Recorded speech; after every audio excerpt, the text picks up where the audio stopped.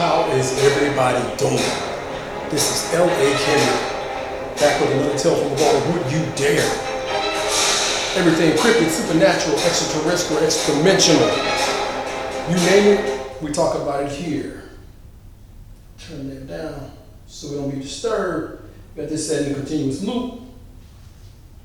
And I'm back. With a juicy story. Yeah, it's kind of makeshift and maybe a little echoey in here, but I'm up and I feel like I can tell a better story now. Just got through training, hitting the heavy bag, making sure that I stay in shape, practice what I preach. But I'm here today to talk about a few things. First, I want to talk about where I've been. I've been doing a lot of extra work. And that's why you guys haven't seen me in a while, and I do apologize for that. But my book, Wraith War, it's about to come out. And this is the image of the book, the cover, okay? So this is the image. Hopefully you guys can see that. Those are the three guys. Y'all know how they do. They get in there, they do all the crazy stuff, all the monster hunting. They do everything, okay? And this time it's going to be a doozy as usual. But this is probably bigger than the other ones. You guys make sure you get a copy. I have it out next month. And that's what I've been doing, trying to promote it, get it ready, get it edited. And it should be, like I say, middle of next month. Try to put it off, give you guys what you deserve. And shirts will be going out to people that have, that buy it, the first 10. And then there's a $200 contest. So if you're the number 100 person, and we verify that, I will PayPal or Cash App you $200 in order, promotion of the book. So that's what we've been working on. And let me shrink that down, you guys. Let me get the other screen back up there. Keep you guys in the spirit. And like I said, I always try to make sure that I have the background in the format so that, we all get to see and hear what makes this a great podcast. And I'm thinking about taking a trip to Skinwalker Ranch here in the near future. You guys know how I do. I say I'm going to go somewhere, Area 51, Roswell, wherever, and I end up going there. But you guys got to support that, man. You guys got to show me that you appreciate that I'm there, man. Oh, and thank you to all the new subs. I really appreciate it. Some of you guys asking for recipes. At least say thank you if I give you the recipe. Please say something, so show some kind of gratitude. I don't know if that's what you want to call it, but I don't give a lot of them out because they're my mother's recipes. So I try to keep it within the family because she'd probably kill me if she knew that I was giving that out. And so what I want to talk about today, you guys know we talk about everything scary. And this comes from one of the viewers when he was younger, right around 7. But he said he'd been seeing things in his house, and it's always something with these houses. He'd been seeing something in his house since he can remember, very, very young age. And he said it scared him badly, to the point where, he actually talked to a chaplain as he got older, trying to find some answers. So he don't know if it was supernatural, he don't know if it was extraterrestrial, extra-dimensional, he don't know what it was. It would just show up. And you can imagine being 5, 6, 7 and seeing this thing. And we want to describe his story to you guys because we talked a lot offline. If you guys have any stories that you want to share, feel free to hit me up, man. We'll talk about it and keep you anonymous if you want to stay anonymous. But other than that, let me go ahead and get the story popping. You know how we do the party. Don't start till you walk in. And now that you're here, let's begin. So the story goes like this. I was speaking to a guy that's one of the followers, right? And he said this thing terrorized him for decades. At least till he got older and got out. But I'm going to share with you the scariest part, the scariest episode that he talked about. He said one day in particular, he could just feel a lot of negative energy in the house. And he was uneasy about it. He never told anybody, except for the sister that's next to his age, but she didn't believe him. And he was real concerned about telling anybody anything else after that at that point, because nobody's going to believe him. And even at that age, you know, people would think that you were crazy. So he just kept it to himself. He had to absorb all of that terrifying energy and manifestation of whatever this thing was. So he had been seeing, you know, as he's sitting there on the couch watching TV, he would see flashes of those dark shadows flying back and forth. And there was a countertop at the edge of the countertop, say at the edge of this, right, to the side. But it's across, diagonally looking at him like I'm looking at the camera. Right over there, he said this thing, hands would creep out and hold onto the edge. It was clawed hands, jet black. And he said, on occasion, this thing would pop its head out and just stare at him. The eyes would turn yellow, the eyes would turn red. He said it was the darkest of dark, said it absolutely horrified him. So much to the point where he couldn't move at night, like say go to the bathroom when it was dark in the house without his older brother. They would go to the bath, he would follow his older brother to the bathroom so that he wouldn't get God. He was assuming this thing was going to get him.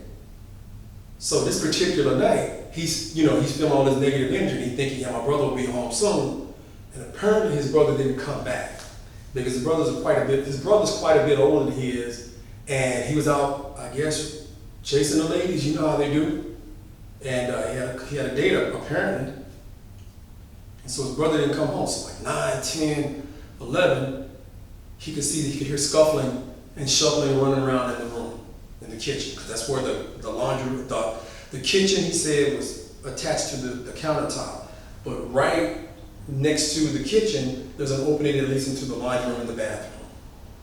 And that was the only way to go to the bathroom. So he could see the thing scuffling and on all fours running around. And then it would stop at the corner and do just what it did. He said this time the eyes turned red and just kept watching him. And then he said the thing used to be really small. And then this particular night with the eyes glowing red, it grew about 3 to 4 feet tall. He said it started coming at him. He said he could only see eyes, horns, and some ears. He could see basically the silhouette of it. And he really couldn't see anything else, and except for the body. And as it kept coming out and creeping towards him, he said it would just make a step or two, and then it would stop. Now, mind you, he's only 7 years old. 7 years old, facing this terror. I don't know how he did it. And so, as it got closer, he just said, forget it, because he had to go to the bathroom. And he said he wasn't going to go to the bathroom. So he pulled the covers over his head and just kept praying. And he said he could still hear the thing near him, like sniffing and breathing along his body with the covers over his head. He said he wet himself. He said he prayed for daylight. He prayed for his brother to come in. He didn't yell out. He was too afraid to yell out, because he assumed that if he did anything, go to the bathroom, make any movements, anything like that, that would be the last that we would hear. Take him off into a dimension, kill him, whatever he was going to do, he didn't want to take that chance.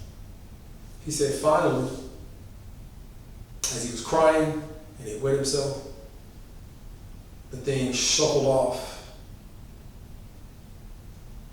back to apparently where it came from, to the corner of the countertop. He said he peeked out of under the covers and looked out, because he was sleeping on the couch. That's the thing. He was sleeping on the couch waiting for his brother. So he peeked out to see where the thing was at, and he said he couldn't see it anymore. Even though the kitchen had like a night light that was attached to the outside patio, so the light was shining from the kitchen into from the outside into the kitchen. So that was his light source. And he said that at that point, he was just waiting for daylight to come. He said the next morning, his parents got up and he had wet himself and he gave him a good whooping. He said they'll gladly take a whooping like that any day than face that creature that came out. Again, I think I told you guys, he said he talked to a chaplain and they couldn't give him any, as he got older. As he got older, the stuff stopped. He still would see it. He said he's very sensitive to things that are going on out in society or in the spirit world. So he really didn't get any answers. So he said he's been trying to find answers about things like that. And he's not as afraid anymore, even though he's had a couple of scares. He doesn't live in the house anymore. When he got 19, he moved out. And when he became 19, he moved out. And went on about his life. And he said he's never told anybody the story. He's telling it to me, he's sharing with me. And I don't know, you guys, I can't verify the stories. All I can do is bring them to you in their entirety, or as much information that I can speak off the top of my head without writing it down and making it look redundant. But that story right there, that's creepy, man. Can you imagine being 7 years old, dealing with something, you don't know if it's a demon, a cryptid, extraterrestrial, extra-dimensional, you don't know what it is, but it's in your house and it's stalking you. And it finally makes a move to get you. He said the only thing he think that kept him from getting in that night was prayers. But the prayers were kind of weird because if he's praying, it still managed to stay around. It didn't stay around long, but it stayed around. And normally they say if you pray, things have a tendency to disappear or leave. I don't know, man. You guys, what would you do? 7 years old. What would you do? How would you deal with that? Me? I can't even imagine how I would deal with that. I can't. I've seen some creepy stuff. I shared that with Linda Eastburn on one of her podcasts. I did a podcast with her. I shared a couple of stories that I've experienced with on my own. And I tell you what, man, I can't imagine doing that at the age of 7. Whatever that thing was, it must have been horrible to see.